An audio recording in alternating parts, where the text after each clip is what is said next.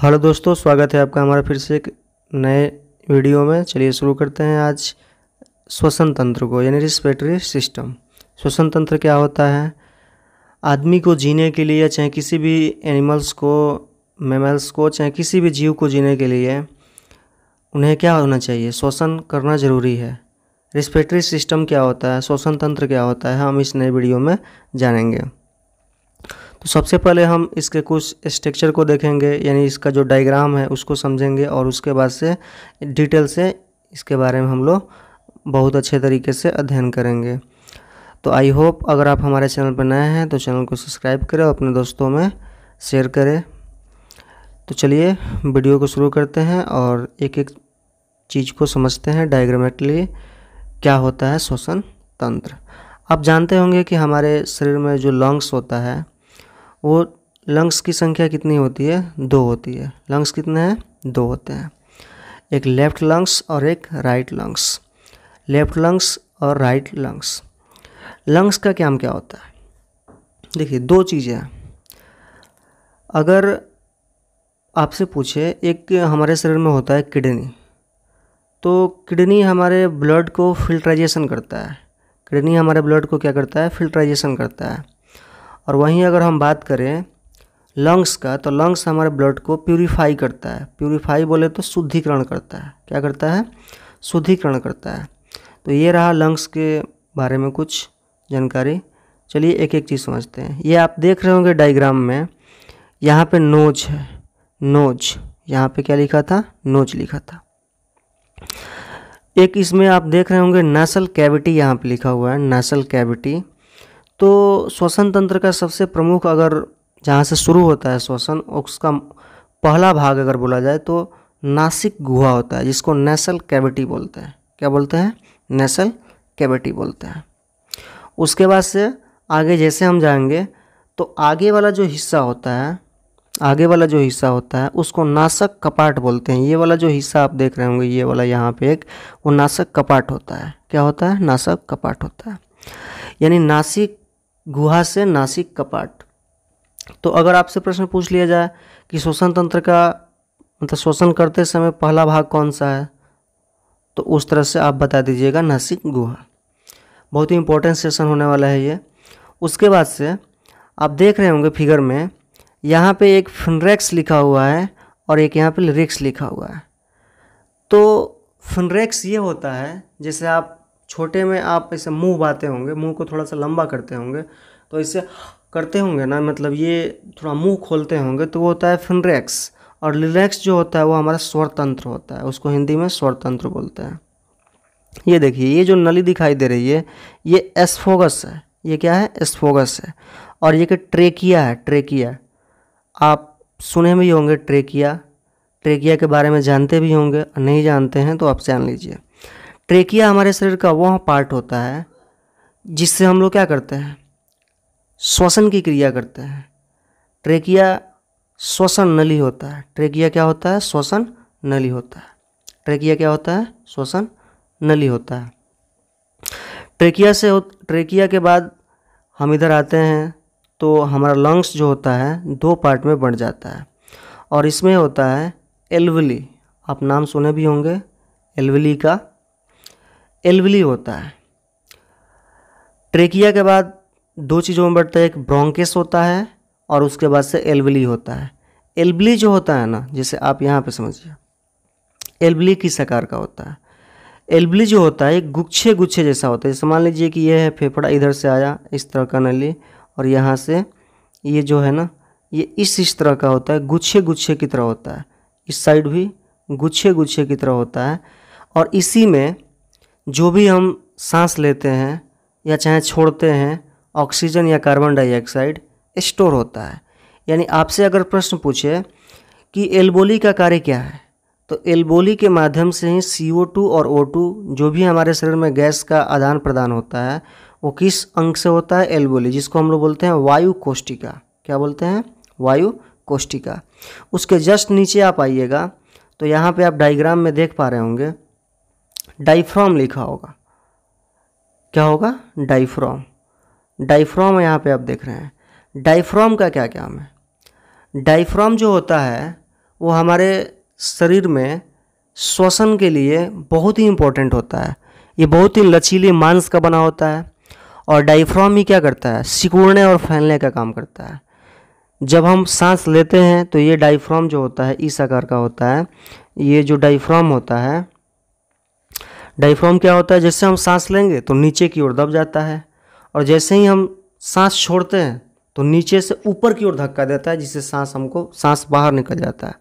फेफड़े के पास, जो आप फेफड़े देख रहे होंगे, फेफड़े के पास उतनी क्षमता नहीं होती है कि वो हवा को डायरेक्टली बाहर निकाल सके। ये काम कौन करता है, डायफ्राम करता है। तो आपसे अगर प्रश्न पूछे कि डायफ्राम क्या है, तो डायफ्राम एक लचीली मजबूत मांसल संरचना है।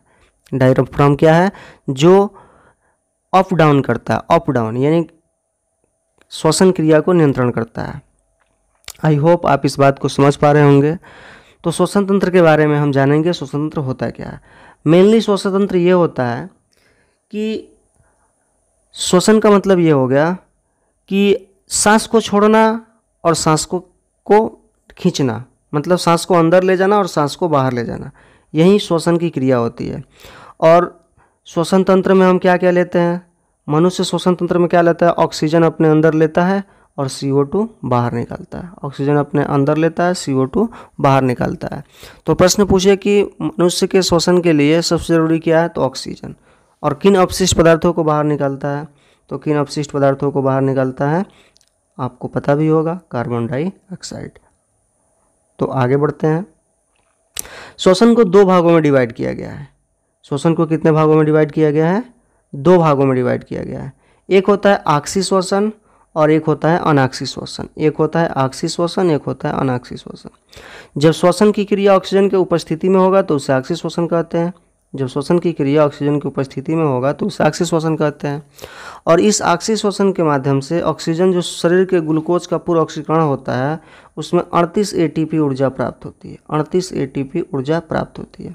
कभी कभी क्या होता है कि अनाक्सीय श्वसन क्या होता है, जो ऑक्सीजन के अनुपस्थिति में होता है। जैसे मान लीजिए कि कभी कभी क्या होता है कि हम नाक से सांस न लेकर के मुंह से भी सांस ले लेते हैं। इस कंडीशन में हमारे शरीर में ऑक्सीजन की मात्रा कम हो जाती है और हमारे शरीर में लैक्टिक एसिड का निर्माण होता है, जिससे हमारे मांसपेशियों में दर्द भी उत्पन्न होती है। उस समय हमें 2 ATP ऊर्जा प्राप्त होता है। कितने ATP ऊर्जा प्राप्त होता है, 2 ATP ऊर्जा प्राप्त होता है। आप इस बात को समझ रहे होंगे। अब कुछ यहाँ पे हम समझेंगे कि सांस लेते समय हम लोग गैस का जो परसेंटेज मात्रा होता है वो कितना कितना होता है।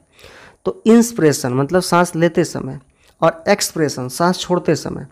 तो सांस लेते समय ऑक्सीजन का लेवल कितना होता है, सांस लेते समय ऑक्सीजन कितना होता है, तो सांस लेते समय ऑक्सीजन जो होता है वो 21% होता है। ऑक्सीजन कितना होता है, 21%। Carbon dioxide 0.03%, nitrogen 78%। इसी तरह से सांस को बाहर छोड़ते समय ऑक्सीजन का लेवल कितना होता है, 16 से 17, और कार्बन डाइऑक्साइड 4%, ऑक्सीजन 16-17 और नाइट्रोजन 78%। आप इसमें एक चीज़ देख पा रहे होंगे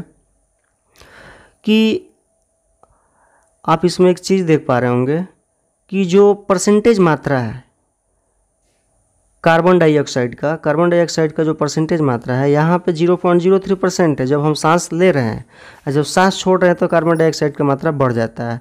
और तो इस तरह से ऑक्सीजन जो होता है, ऑक्सीजन की मात्रा कम हो जाती है। कब ऑक्सीजन की मात्रा कम कब हो जाती है, जब हम सांस छोड़ते हैं। और ऑक्सीजन की मात्रा ज़्यादा कब रहती है, जब हम सांस लेते हैं। यहाँ पे देखिए ऑक्सीजन 21% है और यहाँ पे ऑक्सीजन 16-17% है। यानी अगर आपसे प्रश्न पूछे कि कौन से गैस में सांस लेते और सांस लेते समय और सांस छोड़ते समय कोई भी चेंजेस नहीं होता है, तो वो हमारा होगा आंसर नाइट्रोजन। 78% हमेशा होता है। और किस में हेरफेर होता है, कार्बन डाइऑक्साइड और ऑक्सीजन में। आपसे यहाँ से क्वेश्चन पूछेगा स्वेच्छावास क्या है, तो सांस लेने और छोड़ने की प्रक्रिया को स्वेच्छावास कहते हैं। सांस लेने और छोड़ने की प्रक्रिया को स्वेच्छावास कहते हैं। अब रही बात कि एक स्वस्थ व्यक्ति श्वसन दर उसका क्या होता है, तो स्वस्थ व्यक्ति का जो श्वसन दर की अगर बात किया जाए तो स्वस्थ व्यक्ति का श्वसन दर जो होता है 16 से 17 मिनट। 1 मिनट में 16 से 17 बार वो सांस लेता है। यही बच्चों की अगर बात किया जाए तो बच्चों में ये 29 से 32 प्रति मिनट होता है। क्यों? क्योंकि नवजात शिशु थोड़ा जल्दी जल्दी सांस लेते हैं। अब यहाँ पे कुछ पिन पॉइंट्स दिए गए हैं श्वसन के बारे में, आइए उसको देखते हैं। एल्वोली, हम बता भी दिए थे पहले कि एल्वोली जो होता है, जो गुच्छे के समान होता है फेफड़े में, वो गैसों का आदान प्रदान करता है। कौन से गैसों का? CO2 और O2 का। एक और बात समझने वाला है कि हमारे फेफड़े में कार्बन डाइऑक्साइड की मात्रा क्यों बढ़ जाती है? क्यों? क्योंकि हम जो भी कुछ खाते हैं तो कार्बन हमारे शरीर में स्टोरेज होता है और ऑक्सीजन संयोग करके कार्बन डाइऑक्साइड बनाता है। एल्वोली को लंग्स का स्ट्रक्चर तथा फंक्शनल यूनिट कहते हैं। मतलब एल्वोली जो होता है ना, ये फेफड़े का क्रियात्मक एवं संरचनात्मक इकाई है, स्ट्रक्चर और फंक्शनल यूनिट। तो प्रश्न आपसे पूछे कि एल्वोली क्या है, तो फेफड़े का स्ट्रक्चर और फंक्शनल यूनिट है। लंग्स के बाहरी आवरण, लंग्स जो होता है ना, लंग्स मान लीजिए कि ये आपका इस तरह से आया ट्रेकिया, और यहाँ से इस तरह ये डिवाइड हो गया। ये एल्वोली है, एल्वोली है, ये भी एल्वोली है, ये भी एल्वोली, ये भी एल्वोली है, मान लीजिए। तो इसके ऊपर एक आवरण इस तरह का होता है, इसके ऊपर एक आवरण होता है, और इस आवरण को हम लोग क्या बोलते हैं? प्यूलरिला बोलते हैं। क्या बोलते हैं? लंग्स के बाहरी आवरण को प्यूलरिला बोलते हैं। लंग्स के निचली मांसल संरचना डायफ्राम कहते हैं। लंग्स के नीचे जो मांसल संरचना होती है उसे क्या कहते हैं? डायफ्राम। डायफ्राम के अप डाउन होने से सांस लेने की क्रिया होती है। हम पहले भी बता चुके हैं कि डायफ्राम के अप डाउन होने से सांस लेने की क्रिया होती है। मनुष्य के लंग्स में सेल की संख्या कितनी होती है? 300 मिलियन। कितनी होती है? 300 मिलियन होती है। ये अब यहाँ से हम लोग कुछ क्वेश्चन को डिस्कस करेंगे जो इस हम सेशन में आपको कराएं। तो आई होप आप इस सेशन से कुछ बातों को समझ पाए होंगे और इसका आंसर आप दे पाएंगे। प्रश्न है कि मनुष्य 1 मिनट में कितनी बार सांस लेता है? तो हम बता ही दिए थे 16 से 18। नवजात शिशु की बात करेगा 29 से 32। अनाक्षी श्वसन का अंतिम उत्पाद क्या है? तो अनाक्षी श्वसन का अंतिम उत्पाद क्या होता है? CO2 होता है। मानव श्वसन में क्या छोड़ता है? तो मानव श्वसन में CO2 छोड़ता है। उसके बाद से मानव शरीर में श्वसन पिगमेंट कौन है? तो मानव शरीर में श्वसन पिगमेंट कौन सा होता है? हीमोग्लोबिन होता है। हीमोग्लोबिन होता है। हीमोग्लोबिन होता है। हमारे शरीर में जो रक्त होता है ना, तो रक्त को ऑक्सीजन की ज़रूरत पड़ती है और ऑक्सीजन से संयोग करके वो पूरे बॉडी में ऑक्सीजन को दौड़ाते रहता है।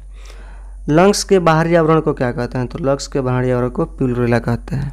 आई होप ये सेशन आपको बहुत अच्छा लगा होगा। अगर आप हमारे चैनल पर नए हैं तो चैनल को सब्सक्राइब करें। वीडियो बनाने में बहुत ज़्यादा समय लगता है, आप छोटे भाई को सपोर्ट करें। Thank you.